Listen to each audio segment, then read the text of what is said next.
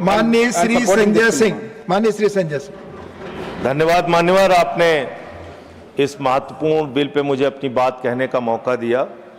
मान्यवर, जिस तरह से देश में अपराधों की संख्या बढ़ रही है, हत्या, लूट, बलात्कार, जमीनों पे कब्जा करने की घटनाएं बढ़ रही हैं, उसी प्रकार से जजों की भी संख्या बढ़नी चाहिए और कोर्ट्स की भी संख्या बढ़नी चाहिए, कोर्ट रूम की हालत भी सुधरनी चाहिए।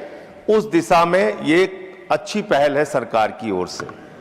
लेकिन मान्यवर, मैं आपके माध्यम से इस सरकार से पूछना चाहता हूं कि देश के जिला न्यायालयों में 5 करोड़ केसेस पेंडिंग पड़े हुए हैं। 5 करोड़ केसेस पेंडिंग पड़े हुए हैं। देश के हाई कोर्ट्स के अंदर 60 से 65 लाख केसेस पेंडिंग पड़े हुए हैं। सुप्रीम कोर्ट के अंदर 96,000 केसेस पेंडिंग पड़े हुए हैं। क्या उसके हिसाब से आपके पास जजेज की संख्या पर्याप्त है?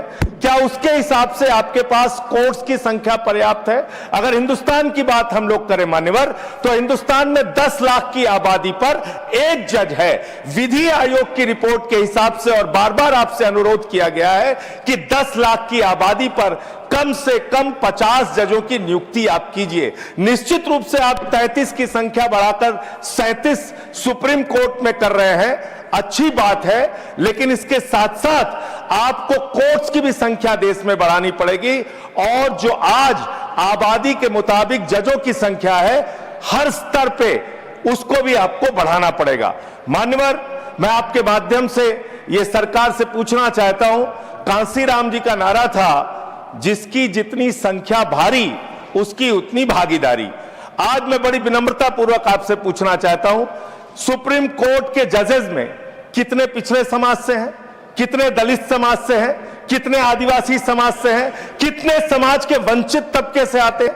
नहीं मान्यवर, उनकी भागीदारी बिल्कुल शून्य है। इसलिए न्याय अगर आप करना चाहते हैं, आज न्यायपालिका हो, कार्यपालिका हो, विधायिका हो, पत्रकारिता हो, सब में बराबर का प्रतिनिधित्व समाज के वंचित, शोषित, पिछड़े, दलित, आदिवासी तबके को देना होगा।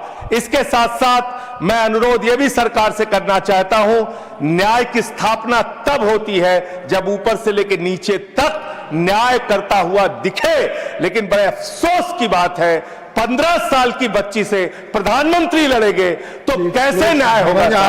सर, मुझे अपनी बात खत्म करने में समय बचा है, समय बचा है। मैं कह रहा हूं, आप बोलिए, पर बिल पर खत्म कर, बिल पे ही बोल रहा हूं सर, बिल पे ही बोल रहा हूं, इतनी देर तक बिल पे बोला। सर, मेरा अनुरोध ये है कि सरकार ऊपर से लेकर नीचे तक न्याय करती हुई दिखे। 15 साल की बच्ची से दुर्भाग्यपूर्ण है। 15 साल की बच्ची को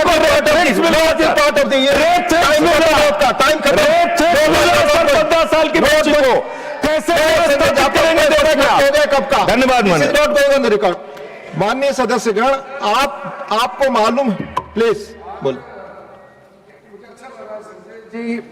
संजय सिंह जी पहली बार किसी गवर्नमेंट बिल को समर्थन दिया है और अच्छा पहल है बोला है, अच्छा लगा। प्लीज, झूठ सब असंसदीय है, झूठ असंसदीय है। संजय जी बैठ जाइए, आप बैठ जाइए, उन्हें बोलने दीजिए। मैंने आपको तारीफ इसलिए किया क्योंकि आपने बिल को अच्छा पहल बोला।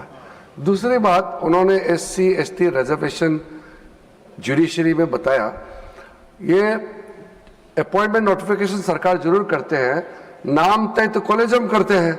वहां SC ST का नाम अगर कॉलेजम नहीं भेजेंगे, सरकार अपने आप से नाम ढूंढ करके अपॉइंट कर नहीं सकता है। इसलिए कहीं गलत मैसेज ना जाए कि सरकार SC ST का अनदेखा किया गया है, गलत मैसेज ना जाए, इसलिए मैं स्पष्टीकरण करने के लिए खड़ा हुआ। धन्यवाद। माननीय सदस्यगण, प्लीज नो प्लीज। माननीय सदस्यगण, मेरा आप सबसे निवेदन है, एक मेरा आप दोनों बैठ जाए, it is not going on record. No, नहीं।